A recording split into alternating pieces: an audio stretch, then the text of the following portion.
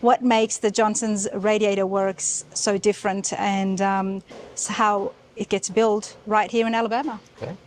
What could be the problem before the radiator gets affected? And you might be thinking it's the radiator, but it could be actually some of the following, right? What's the right radiator for you?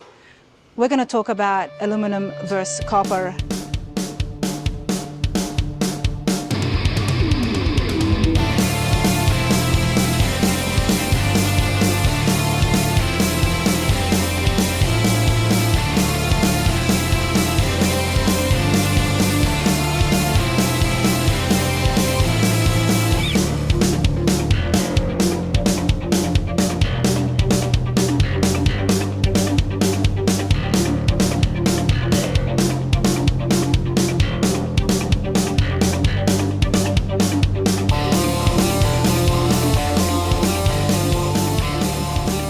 Alan's not a businessman, everybody. He's a hot rodder. Good day, everybody. Welcome to Ranas Radar. Here is another awesome factory tour. Keeping the engines cool, the topic is radiators. Now, I'm here at Johnson's Radiator Works. We're going to have a chat with Alan and find out exactly what makes them so different, see how they're assembled, meet some of the team, but most importantly, check out what is going to benefit you. So if you have been working on your project and you're thinking about radiators and where to go, and you've been trying to do research to find the best for your application, then stay tuned. This video is for you. I'm here in Gadsden, Alabama, of course. US made, US assembled. Doesn't get better than that. Johnson's Radiator Works. Alan, how's it going? All good, Rana. How are you? So good to see you Good again. to see you. One of the first parts that I got for my build was the radiator, thanks to yourself, of course. It had to be Johnson's Radiator Works, not because I had used it before, but because of its awesome reputation amongst the hot rod industry and car builders. Alan, you've been doing this for a while now. Well, about 35 years full-time every day as far as building the cars, and we've had the radiator shop for 5 years now this month. So 35 years is a long time. However, these radiators have been going on for a lot longer. yeah, this was previously Walker Radiator Works, and they were founded in 1932. So It's a long time. over 90 years. So. Over 90 years, almost a century, yet it's still the best right out there. It's the leading in the industry, is from what I have heard. And I'm so excited to use it into my system. And the other thing that I do want to explore today is how easy it is to bolt it on, whether you're using factory brackets or if you're making something custom. This is a bolt-on system that people like me and folks at home working in the garages can use. I mean, so everything that we do that's a production radiator, it's made to be a strictly bolt-in application where no modifications needed.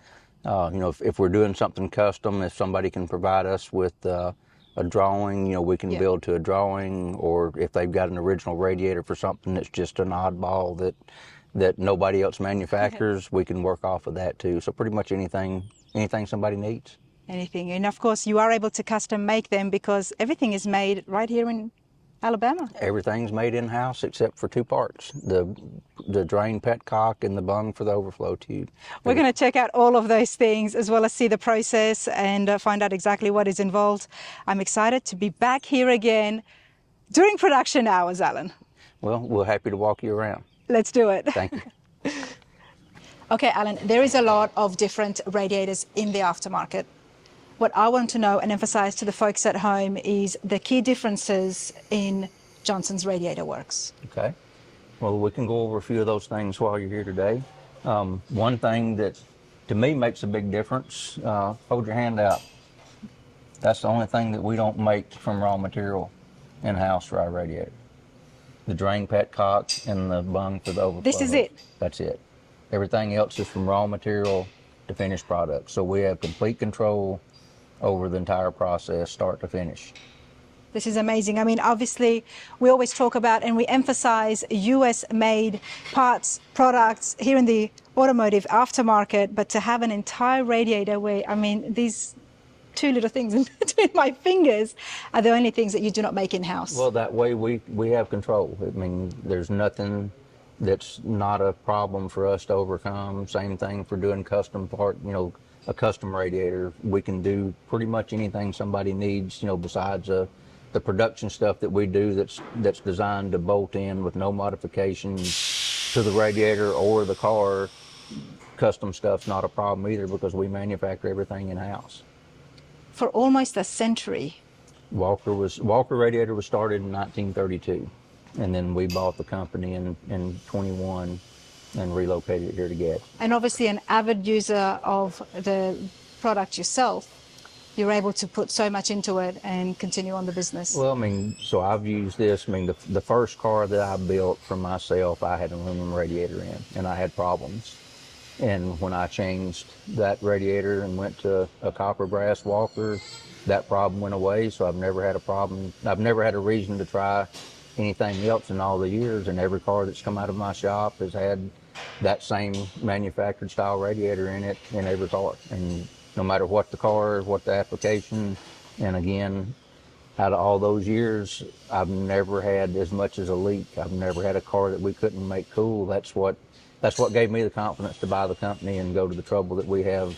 To me, having complete control over everything makes all the difference in the world. I mean, kind of the same thing for what we're doing in the shop with the cars that we're building. Now, we don't do everything in-house, but we do a lot more than there's a lot that shops. happens in-house. So we outsource for our engines and transmissions and our chrome polishing and plating work, and pretty much everything else we do in-house. So there's not but one place to go, and if there's a problem with something, it's easy to know where the problem's at. It's easy to fix it. But you know, when we do talk about the aftermarket, I mentioned there are so many different other radiators out there, and what's the right radiator for you? We're going to talk about aluminum versus copper, and every time anybody thinks about aluminum, it's always about, okay, that's better, it's lighter. We're going to give you all that information so you can make the right judgment, the best decision for your build. Stay tuned for that. I'm going to give these back to Alan, and we're going to continue on and see what makes the Johnson's Radiator Works so different, and how it gets built right here in Alabama. Okay. All right.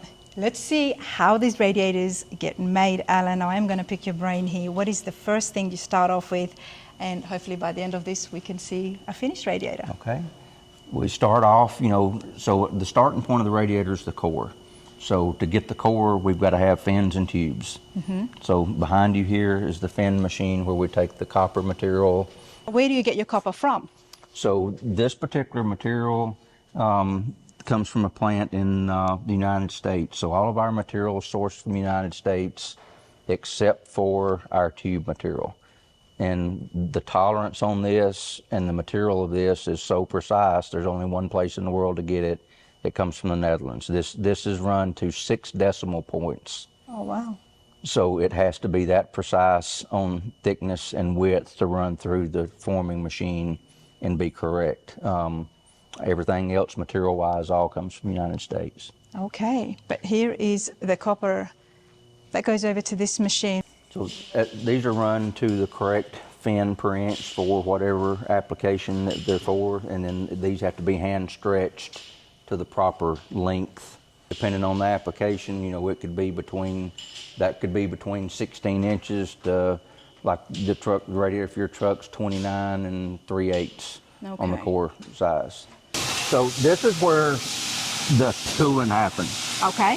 Is in the copper. So again, what we were talking about the efficiencies between copper and aluminum, this is going to dissipate heat way faster. Now, I'm glad you're bringing this up because I think I would like some education as well. We hear about aluminum radiators. Copper is very big, and I've seen it advertised over your website as well. Aluminum radiators are a lot cheaper too. Well, so when we look at the market, what is the difference? What's so special about copper, and what happens with yours? That's the difference between, so whenever your car manufacturer started switching to aluminum, it was because of cost. Yeah. The aluminum radiator is cheaper. Can it cool your car? Sure it can, under certain conditions. Okay. Can it cool your car under the most maximum conditions? Can we take our car to the Street Rod Nationals and sit in traffic for 3 hours in August with the air conditioner on? Maybe, maybe not. Okay. But the copper has a lot higher thermal efficiency than aluminum does. And one thing that Vernon really perfected and worked with was the louvers that are in this fan.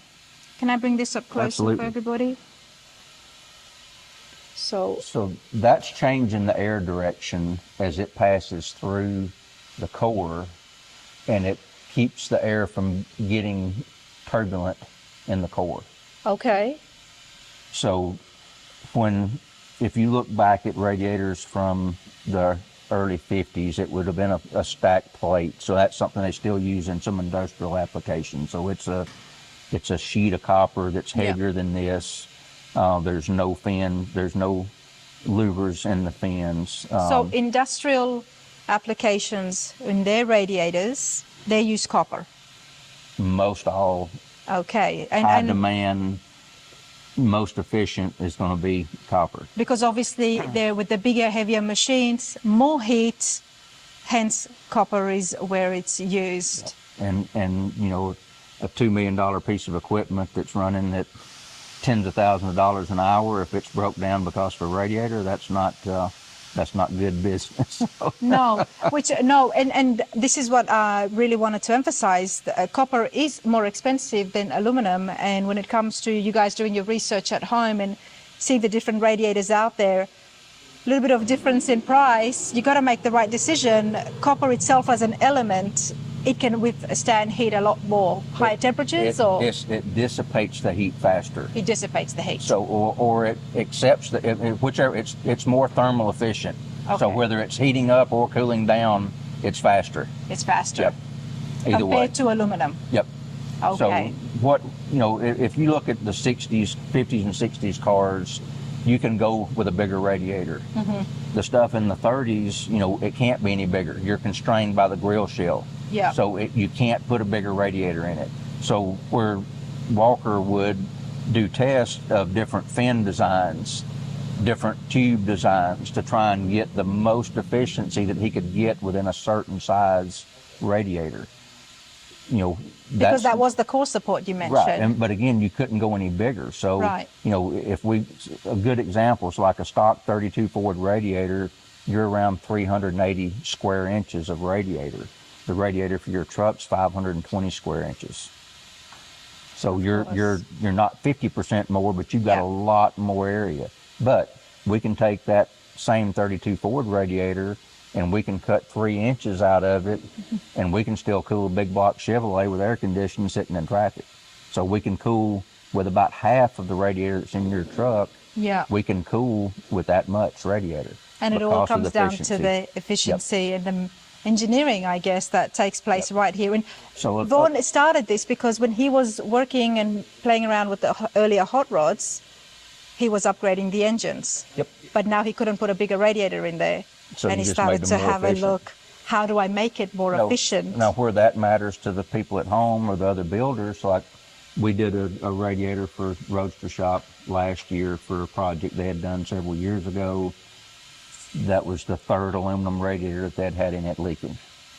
And this radiator was humongous. I mean, it was the application had a Hellcat engine in it, but they had a radiator that would have cooled a Mack truck.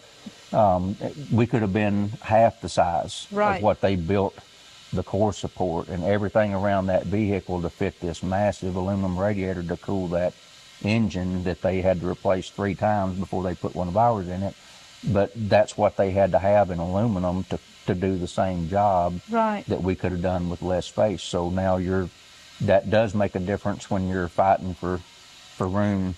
Absolutely. It's not really the quantity that matters. It's all about the quality and what's happening underneath the layers. Talking about the boundary, what the air is doing going through here. So if there's no louvers here, the air could go straight through it, or it could get turbulent and basically roll and tumble inside the core. And what would happen then? Then you don't get the heat dissipation. And then that's how you get to overheating issues. So another problem that someone can cause, again, no matter whose radiator they're using, if you're putting air conditioning on a car, typical location, your condenser goes in front of the radiator. If they've got the wrong condenser in it, if they went to the junkyard and got a condenser for maybe, I don't know, a new Toyota Camry and put it in there, the fan density of that AC condenser passing through this radiator may impede airflow or make the airflow turbulent. We always use vintage air condensers, so we know we've got something that works, but we're very cautious on where we mount that condenser. If we mount that condenser too far away from the radiator, we're doing the same thing. As that air passes through the condenser and hits your gap here, now the air's turbulent, the air's tumbling, so it can't go into the radiator. So if somebody is not using vintage air, something to look out for is to definitely check out the condenser and make sure there isn't a bigger gap there. But also the gap, the distance of where it's mounted at. You want that condenser to be as close to the radiator as you can get it without touching, because you start separating that distance between your AC condenser or transmission cooler or any other heat exchanger you're putting in front of the radiator. Now you're introducing a possible cooling issue, no matter whose radiator it is, because you're letting the air get turbulent going through one heat exchanger into another one, so you don't get the same airflow. It's like pinching your straw off when you're having to have a drink and you can't get the same thing. Well, if that air is turbulent before it goes into the radiator, it can't get the same amount of airflow through it. There you go, everyone. Fans that people are using, same thing. Proper electric fan from vintage air or cooling components, you're going to have rubber flaps on the back side of the fan shroud to let air out. So when you're going down the road, you don't get that air boundary buildup.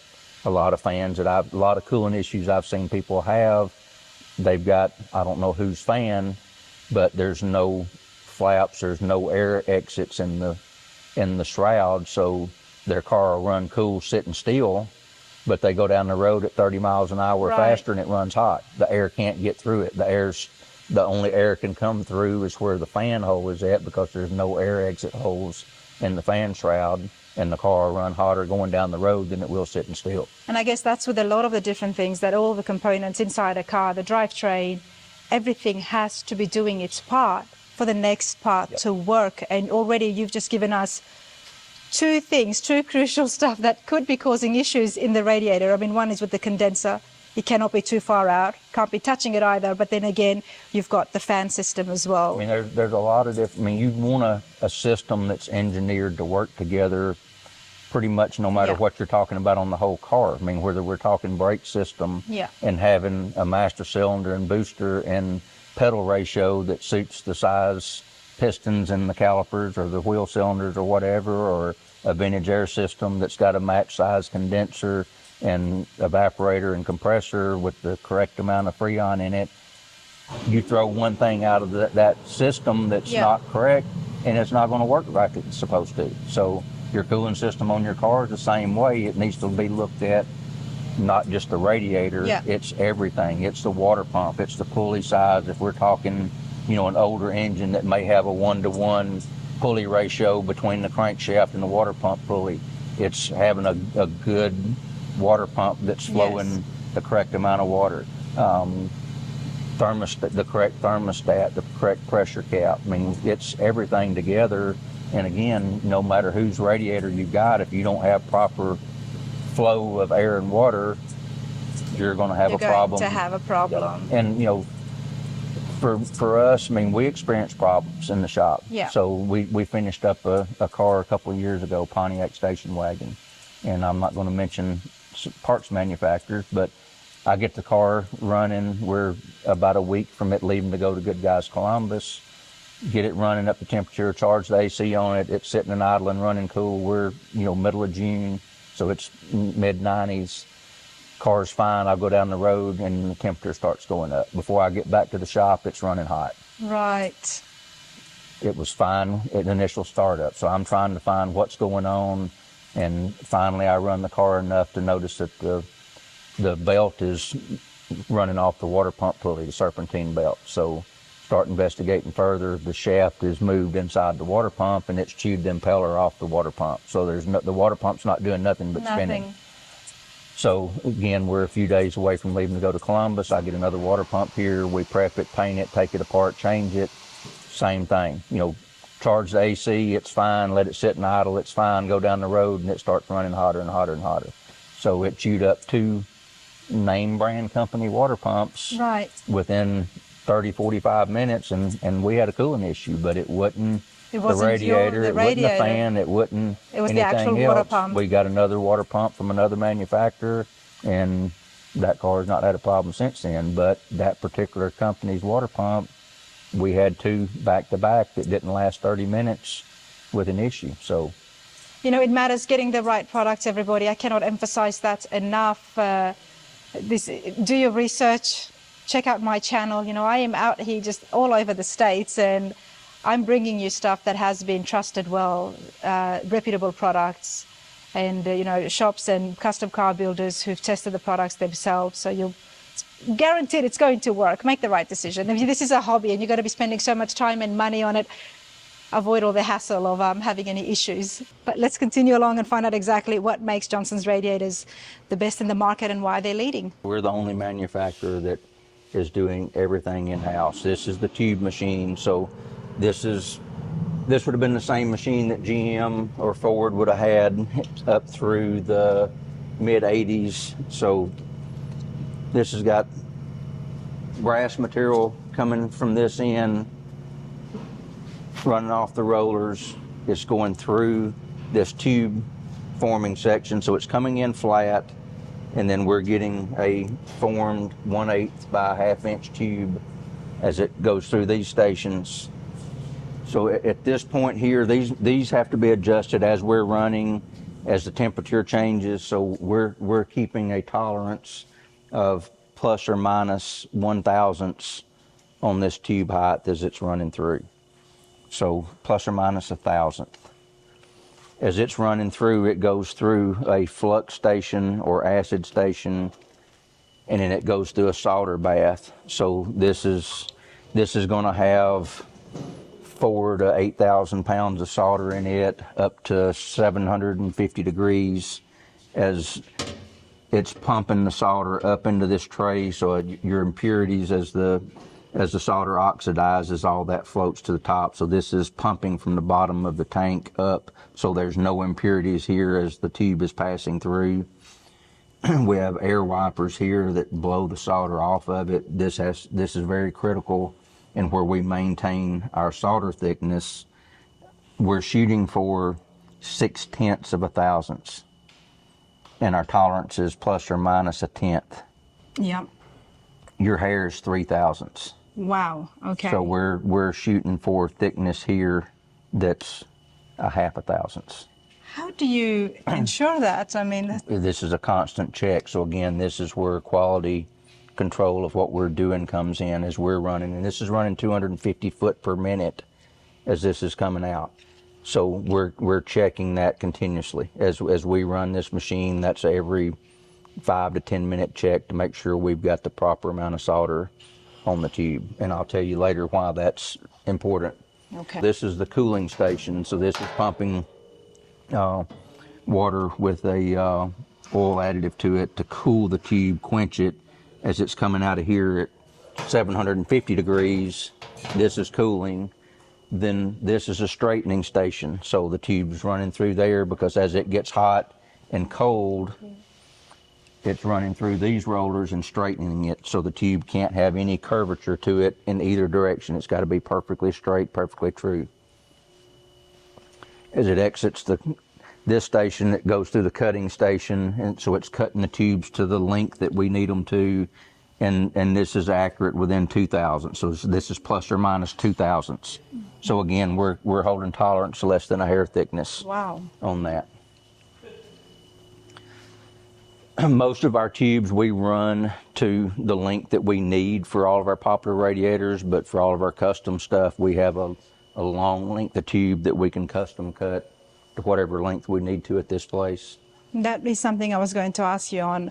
When you are making so many radiators, then how does the custom stuff come into play? But you've got everything in-house to be able to cut it. Whatever we need to do, I mean, the fans we run to whatever length we need to, tubes we cut. I mean, for the custom radiators, that's why that's not a problem for us to do. Then we come over to this station where we're doing the core building. This is where our tolerances start to matter. One, the amount of solder that's on here, being that half a thousandths is important to give us enough solder to create a strong core when we do the brazing, but not be so much solder that we have something that impedes the heat transfer from the tube to the fin. So Shane is stacking the core. I don't know what this one's for, but this fixture sets the tubes where they need to be, sets the fins. It's for a truck. It is for a 67 to 72 pickup. So as he's stacking, when he gets through, and this is sitting on a piece of stainless tube all at the bottom, we've got our fixture pieces here. Once it's stacked, it'll get another stainless tube on the top of it, and this will get compressed and preloaded to a certain amount of height, certain amount of pressure. So the half a thousandths that we have on each side of this tube, if this is a 50 row core, so it's got 50 rows of tubes in it, half a thousandths on each side of it, we've got 50 thousandths of material there that's going to disappear whenever we run it through the brazing furnace. Oh, wow. So that's where the tolerances come into effect on that, because now it's going to make the core either, 50 thousandths is almost a 1/16 of an inch. So if we're not consistent here, we're not consistent on the core width and the header spacing. Have you ever had issues? Oh yeah, with the consistency? No, well, when we were first learning, again, I wanted to know every process. So when we had a problem, I knew the solution to the problem. So yeah, we had a learning curve when we started doing this, because I'm not a radiator manufacturer. I don't have the background knowledge of everything that I needed whenever we took over. So there's a lot of experience that I had to gain by trial and error, and make good parts into bad parts. So, but once it's stacked, they look like this when they're clamped together. These are ready to go into the brazing furnace. Okay, so now that it's assembled, where does it go? You mentioned. So once they're to this point, they come over here. This is a flux solution in this tank. So the radiators get dipped into that, blowed off. Again, and what does the solution do? So you were talking about doing lead work on your truck. Yeah. It's kind of the same process. So when you were doing the lead work on your truck, you had to tin the metal. So you're taking acid and lead and tinning the metal. So this is an acid, but it's a heat activated acid. So it's something I can stick my hand in. Oh my God, you scared me there for a moment, Alan. This is not going to get active until it gets a certain temperature. Okay, I see. So it's not something that's, we're having to be overly protective whenever we're working with it. When I first started, I didn't know that, so I'm over here wearing a plastic suit and sweating myself to death. But so once it's dipped into this. Is it a chemical dip? Is it very similar? It's a flux. It's an acid flux. It's a heat activated acid flux. But once it's dipped here, it's blowed out. This is the trolley to go into the brazing furnace, so we can put 8 cores on here at a time. To dry it off? To braze the core together. Okay. So whenever it goes in here, we're at what temperature? 420. 420 degrees for 20 minutes. So that's actually melting the solder that's on the tube. And because now everything's been in the acid, this is bonding the tubes to the fins. So when we're done at that point, that's what allows all of them to stay put in place. There is no welding involved here. We've here. got a core now that you can't break. You could stand up and down. Right. Jump up and down on this. That's the strength of what's there. But again, we don't want a heavy buildup. We want just enough solder to make that core strong. So that's where we're particular on that tolerance of. And that's where those numbers matter, isn't it? 5 to 7/10 of a thousandths. Wow. So once it's baked into this stage, it's ready to put a header on it. You got a header for us to go on with, Glenn? All right, so Glenn's going to put a header on, and I'll show you the difference in this. So most of your original radiators, you've heard of somebody having their radiator rotted out or having their core replaced on their radiator. So all of your original car radiators, this header would have just had holes in it, and it would be a fit that you could basically just push it on with your hand. Mm-hmm. If you watch what Glenn's fixing to do, we've got a special tool And again, this is where the tolerance of the tubes getting cut to within a couple of thousandths, we're setting the depth that this goes on to where everyone's the same. The tool he's going to set this on with, he's using a 3-pound hammer to put that on. It's not something you can just set it on. It actually has to be pushed onto it. And that's done. Again, all this is for longevity, less likely a problem. So I'm guessing they actually, as it gets hammered, it's going through those. So that's pushing that through the tube. So right. The traditional way of doing that, again, it's just a push-on fit. You've only got a hole here. You don't have that little dimple return. Right. So when the tube comes through that, and I doubt I can even push that through. So traditionally, that would just be through, and you would be soldering 30 thousandths material to 5 thousandths material. Most manufacturers will do that from the top side and just hand solder that. So when this goes on, it's going to be so tight, you can't get that back off. So you're not going to recore one of these radiators. It's not made to do that. It's not made to take apart. Because traditionally they did not have this raised. No. And what that does, whenever this header's on, we'll let Glenn go ahead and install one of those headers.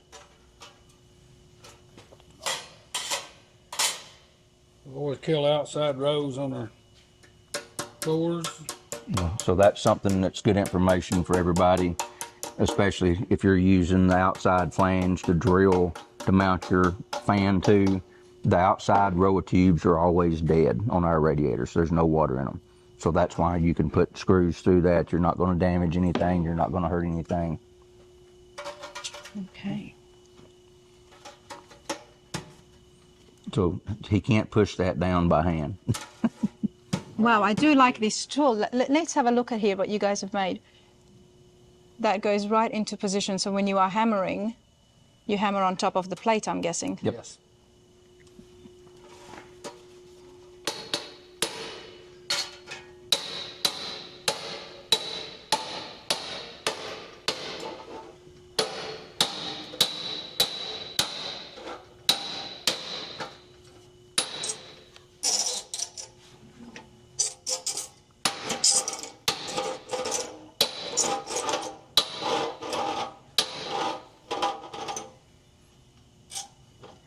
So now that's setting the depth of that to where every radiator is the same from... I was just going to say, I love the consistency. From this edge to the top of the tube is the same on every radiator. Yeah. And this is that tight because whenever we go to the next step to solder the header to the radiator core, we don't hand solder that with a torch and a roll of solder. That's dipped in this header pot here that's 700 and some odd degrees. So you're actually, these are like straws. It's actually wicking the solder up to the top side. So now that whole fillet area is full of solder. So you've got not just the outside, the borders that they used to do, but each individual piece. But you're getting about a little over 1/8 of an inch of solder contact to the tube instead of 30 thousandths. So you're getting about 4 times the contact there to increase reliability. And it's all about sealing and keeping that moisture out, isn't it? Well, it's about it's just increasing strength. So it's making a better bond to the tube, to the header, to where you will not have a leak or a break or a fracture at a later time. You've just got a lot stronger part there. And once the header's done this way, it gets dipped. So now when that solder is getting dipped into that, it's actually wicking up into the tube.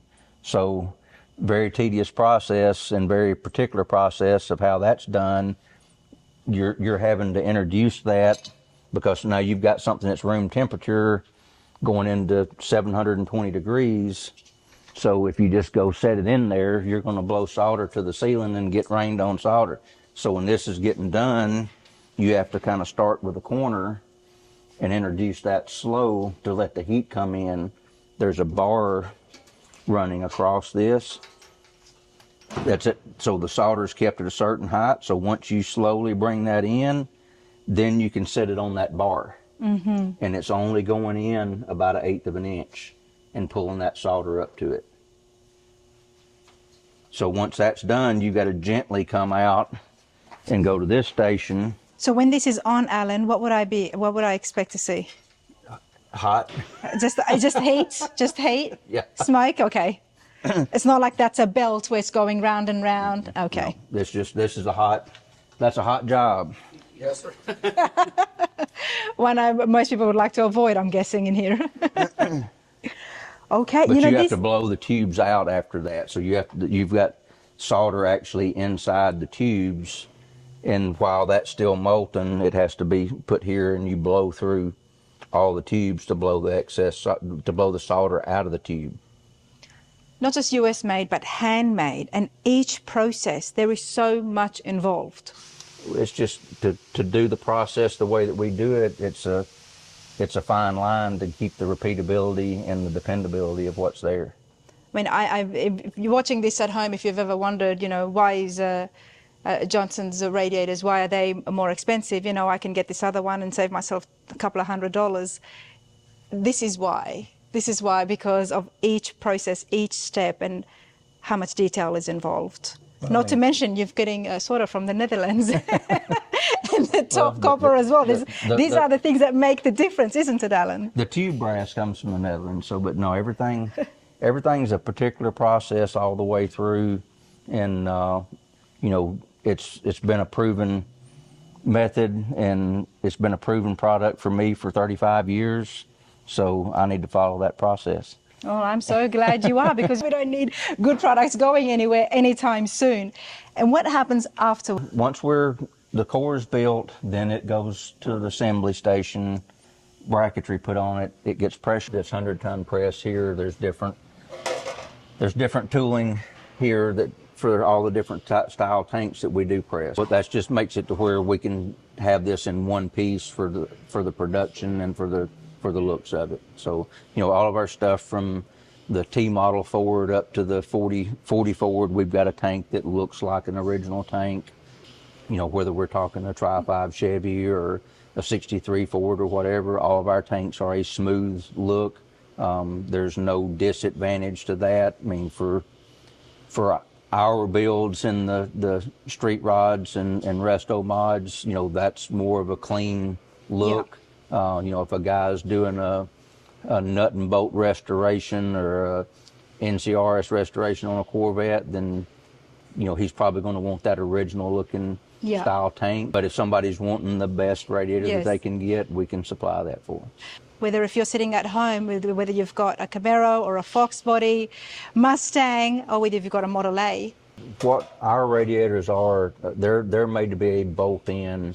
You don't have to modify, you don't have to change anything. Now, if you start getting some of the street rod stuff, whole different world than the muscle cars and street machines, to where, somebody's, they could have 10 different chassis and suspension components and what engine they're running. So there's a little bit more to But most of the time, in that situation, there's usually a shop involved, or the individual is well aware and they know what to do with it. The biggest thing on those is the thickness of the radiator. So when you're talking an A model or a 32 Ford, if somebody's going to do AC on those cars, the radiator core has got to move back to allow room for the AC condenser. So now that radiator core itself, now the bracketry, everything is going to bolt up just like a stock Henry Ford or Chevrolet or Pontiac or whatever application is, but the core is going to be closer to the engine.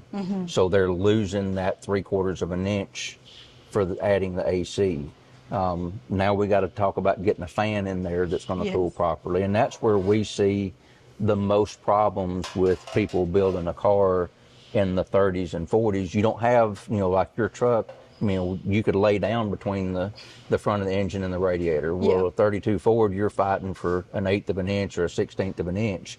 A lot of people kind of work backwards, and then their car is finished and they don't have room for a fan. So the way I do it and the way we recommend is start at the radiator. It's got to go where it's got to go, and have a proper fan there. Then the engine has to get mounted wherever it needs to be mounted, so you've got room for that fan.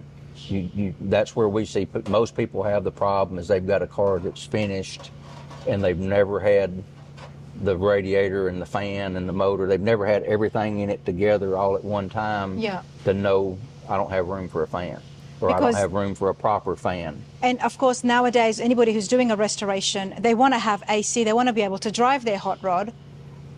So more modifications now need to be made to the cooling system. So if you are working and you do have a Vinegar system, for example, installed, then you can still have a bolt-on system for your radiator that has factored in the fact that we are very luxurious these days and we like our air conditioning. But a lot of people will try and skimp when it comes to the fan and not put the proper fan because they don't have enough room for it, or they want to put a fan on the front side of the radiator, which is absolutely the wrong thing to do, because now you're blocking air. You're impeding airflow from going through that, but you don't get the same airflow as a fan on the back side of that. And it doesn't matter whose radiator you've got in it or how big it is. If it doesn't have enough airflow going across it, it's not going to cool.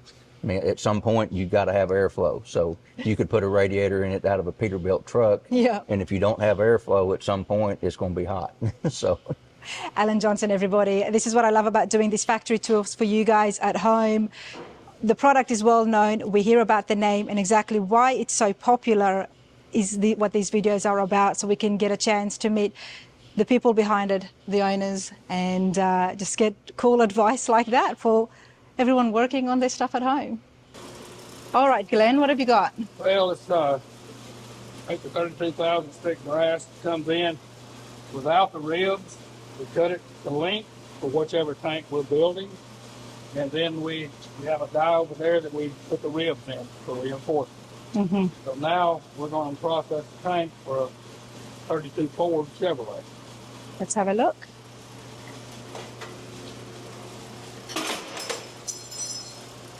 That puts it on the side it needs to be. People will put the Chevrolet engine in.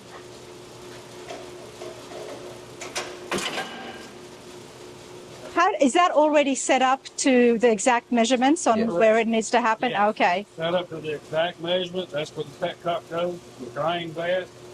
That's set up to the correct distance once it's folded where it lands.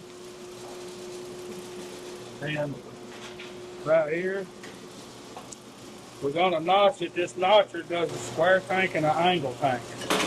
This is an angle.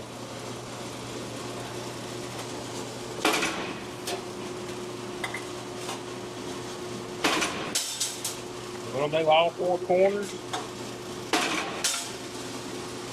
Each one done by hand? yes. Done by hand.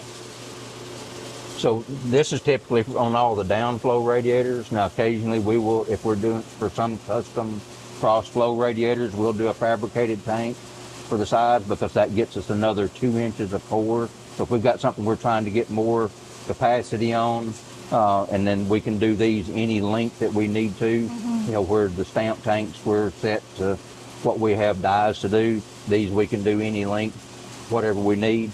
But we pick up an extra 2 inches in the core if we use these fabricated tanks on a radiator over the stamp.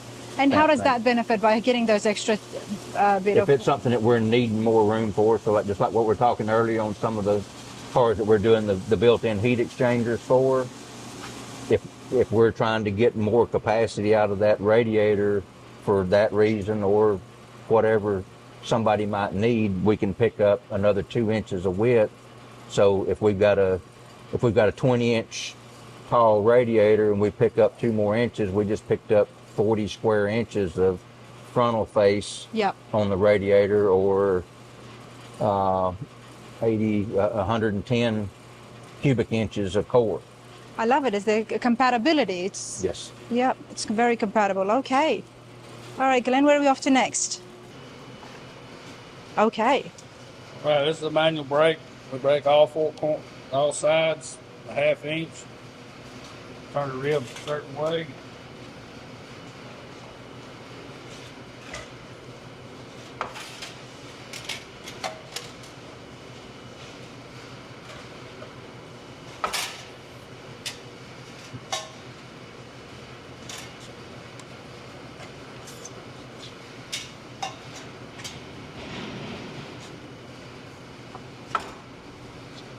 So that's basically just doubling the thickness of that at the point where it's going to solder to the header, just giving it more strength. Mm-hmm. So what we do a little bit different, depending on the application, for top downflow or cross flow radiator, if it's where we can stamp and bevel the hole for the connection to go into, then it gets soldered. So that, because you've got about a 3/8 of an inch of material there that's getting soldered, so that's strong and can't go anywhere.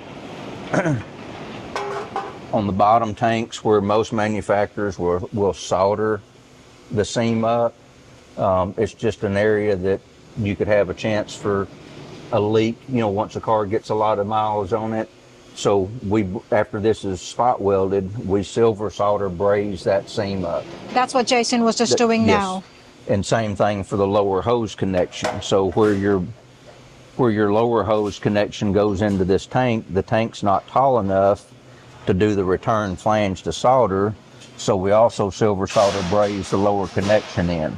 That just makes it where it's bulletproof. That's never going to have a problem where, again, other manufacturers that would be soldered in those two areas, and it's just not a good, strong structural joint. This takes longer to do. It costs more money for the material, but it's a bulletproof deal where you're never going to have a problem. And again, it's the reassurance you're able to give to the customers and why they can have that lengthy warranty as well, knowing nothing's going to happen. That's the stuff that Vernon Walker Sr.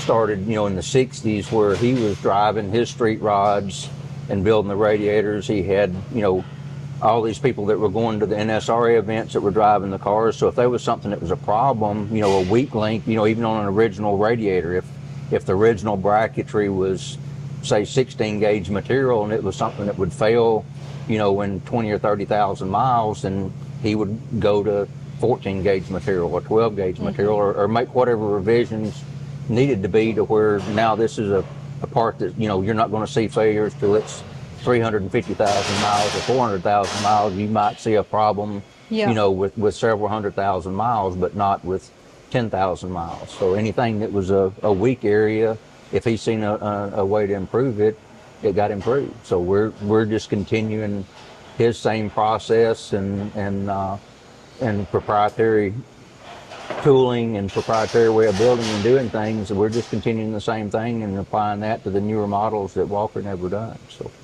So do you think that you would be making some changes to the product, considering now that you're applying it to cars that Walker didn't really mess around with? As far as the manufacturing process, no, we're still doing the same manufacturing process with the same tooling. We're just adding new applications, to the product line. So, right now we're prototyping, just finished prototyping the 3rd gen Camaro and Trans Am, Fox Body Mustang, and the G Body GM stuff. So all those will be available here in the next couple of weeks. So they're going to have the guarantee of having the Walker radiator research and mechanism all behind it. The 90 years of Walker Radiator Works now with Johnson's Radiator Works for the past 5 years. So, and again, that's the only radiator I've used in 35 years. Every car that I've built has that in it, and the 2 cars that we built for Mr. Walker, both of those cars one of them's like 270,000 miles and one's 360 or 370. So, the dependability is there. The dependability is there. Let's continue on. So the tank that JR was assembling a while ago, he's putting this on the assembly right now. So he's soldering the tank to the header. And that's the headers that get pressed on. Yes. The press that we just So one saw. thing that makes these so strong with the solder, where a lot of aluminum radiators fail, is where the tank is welded together or welded to the header. So whenever you're soldering this together, that's a 3/8 of an inch flange. So if this is done properly, you've got 3/8 of an inch of material here that is soldered together. That's not going to turn loose. You would have to rip that to get a leak there in between that. It's not going to come loose the solder joint if it's done properly. And this is a higher tensile strength. This is not the same solder that would have been used 50, 60 years ago on a radiator assembly. This has got a higher tensile strength, so it's a lot more, where where a lot of aluminum radiators will start failing from vibration where the welds are at, and everybody tries to mount them isolated with rubber mounts, and they still have problems. If you look at a 32 Ford, that radiator is the core support. It's holding the whole front of the car up. It's holding the hood up. It's holding the grill. It's holding the front fenders. Right. You know, your pickup truck's got a core support. The radiator just sits down in it. The one I'm fixing to show you over here, the radiator just sits in it. So it's just holding itself up.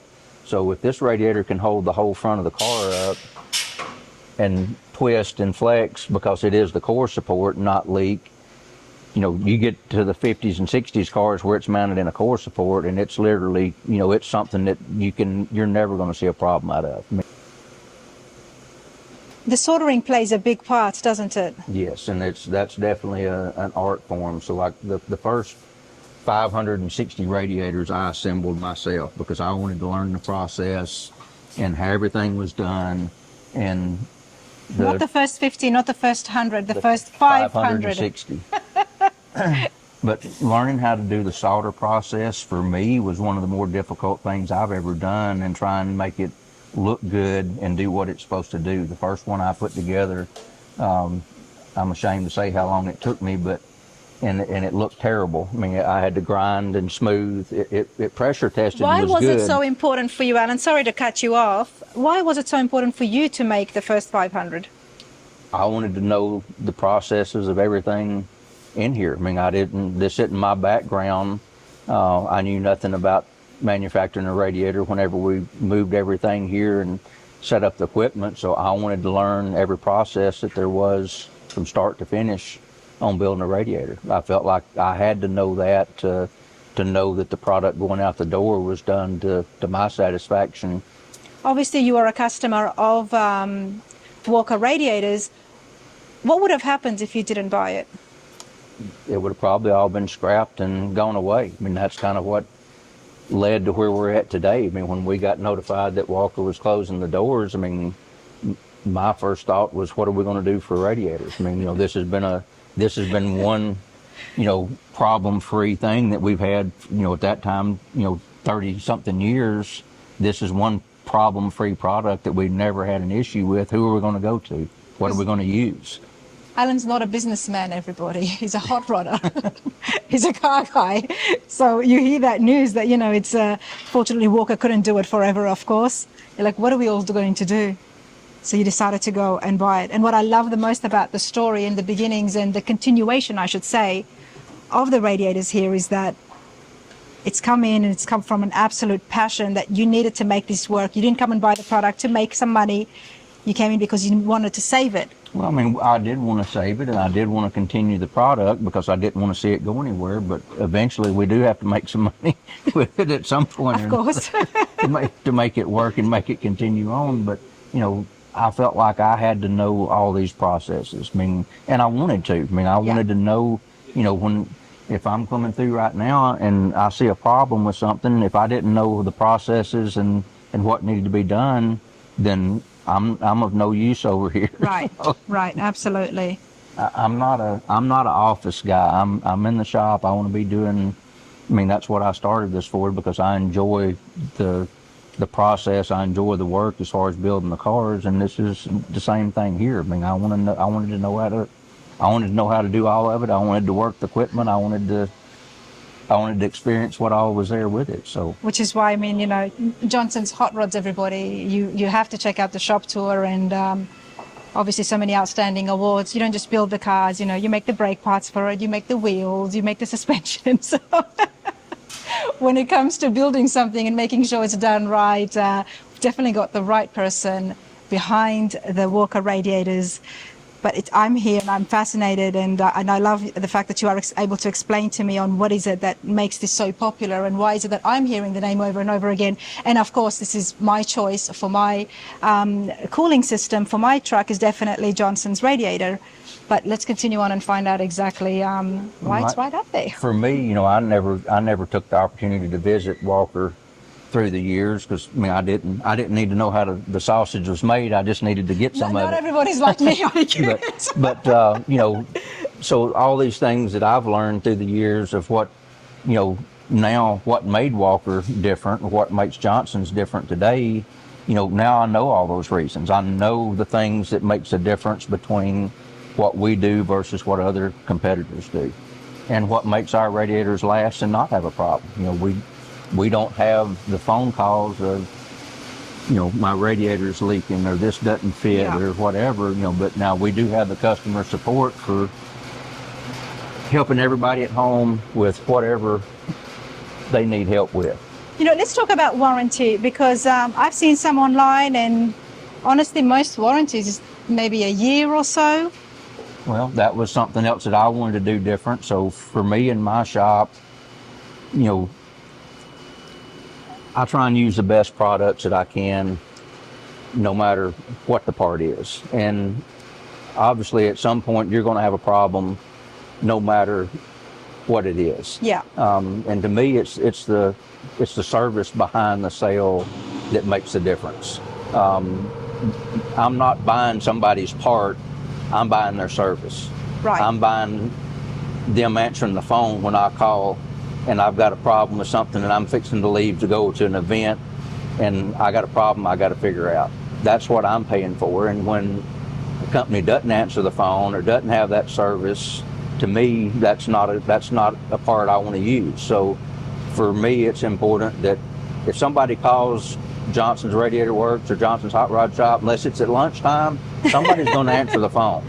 Yes. If you call and leave a message, somebody's going to return your call before the end of the day. If you've got a problem, we're going to do everything that we can to help you get that problem solved.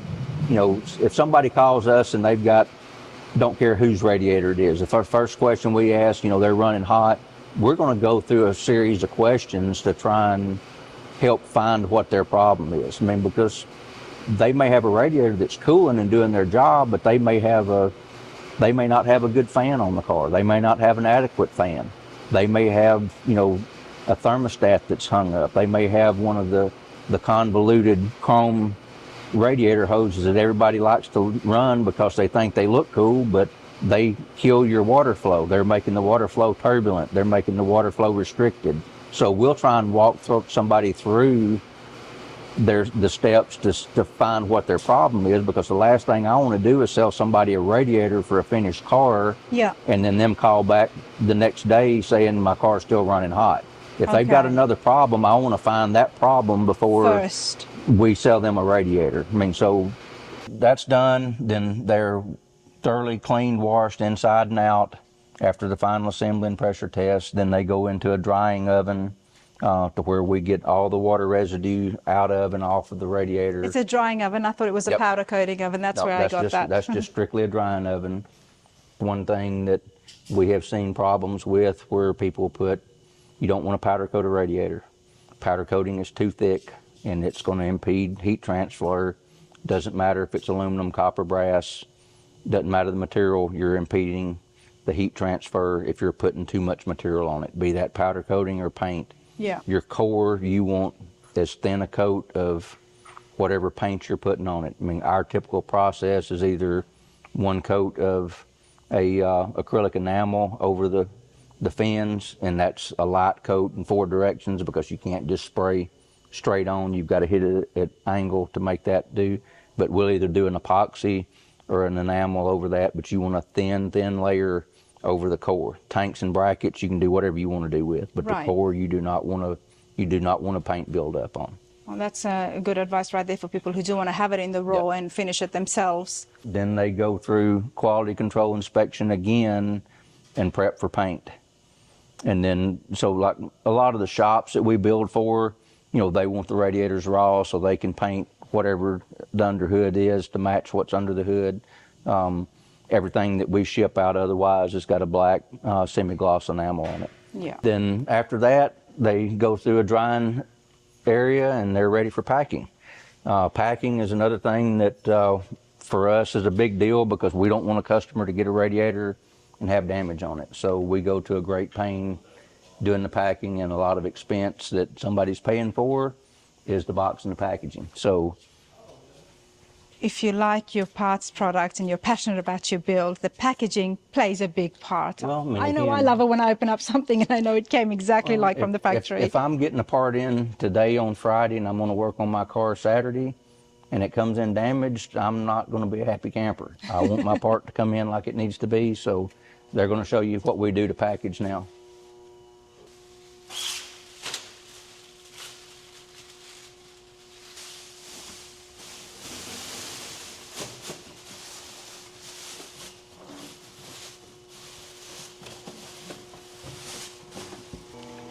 Okay, so what's happening here? Putting expansion foam in here. Line the bottom. Again, you know, this is a place where a lot of radiators either have some flimsy cardboard packing or they have maybe about 1/10 of the foam packing that we use, but we want this radiator to get in the customer's hands and be just as it's leaving here. You were not kidding when you said everything is made in-house, even your foam packing.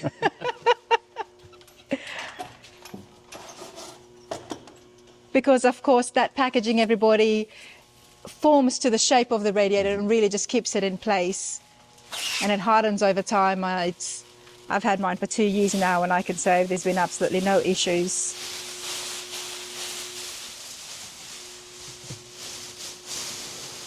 And then there's one that goes on top. You know, and just like the liner, I mean, I've had stuff shipped in here where somebody did use the foam spray and packing, but they didn't use the liner, so everything's stuck to the box, and it takes you 30 minutes to get it separated and pulled apart. So, you know, it's not a big deal, but it just makes it a little bit nicer whenever it's time to open it up and not have to deal with all that. I don't know too much about the foam packaging, but I do like it a lot. I mean, this is just... Well, I mean, it's an expensive process, but it's the only way that we can ensure that we're getting a part like it needs to be to the customer. What is that? It's a two-part expanding foam.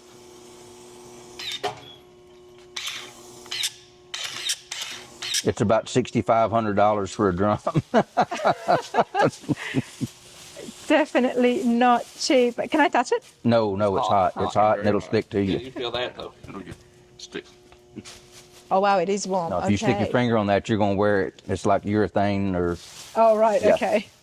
I always ask. You don't It wanna may get- look like I'm just about to do it. I think it'll get about 345 degrees. And if you get it on your clothes, it's there till the clothes are wore out. So Great, I would have definitely lost my fingerprint.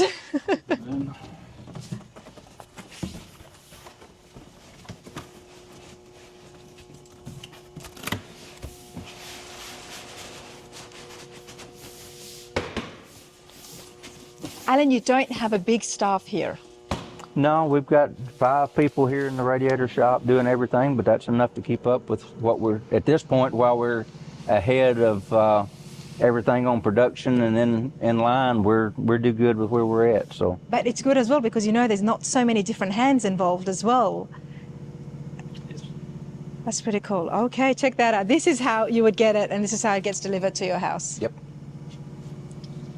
Doesn't get better than that. Well, Alan, I appreciate this. Oh, you're more than welcome. I appreciate you coming by and doing it. Absolutely. You know, like I mentioned earlier, out here 2 years ago, and I didn't get a chance to meet the guys here, but it was after hours, and I said, I really want these machines in operation. And Alan's like, not today. You'll have to come. You'll have to come back when we're running the tube machine or stamping tanks or some I told other you stuff I we're will. not doing today. But that is super cool, and I love the fact that now you've got it for the Camaros, the G bodies, as well as the Fox bodies. So again, anything that as the cars become popular, we'll have a fitment for them, and if we don't have it, just call us and we can. If you've got some measurement to go off of or an original radiator to send, we can build off or whatever. So There you go. You know, before I asked you if there was any restrictions, there actually is not. Whether it's custom or any car that is out there in production, whether it's a classic hot rod all the way up to the 2007. Yep. What was it? The trucks, the 2007? on the Chevrolet and GMC truck, we're up to 2007. So yeah, just give these guys a call. I mean, it's a bolt-on system ready to go. And of course, the support service is amazing. Check out the details, but I'm going to continue along. Alan, guys, thank you so much. Thank you. Appreciate it. Thank you.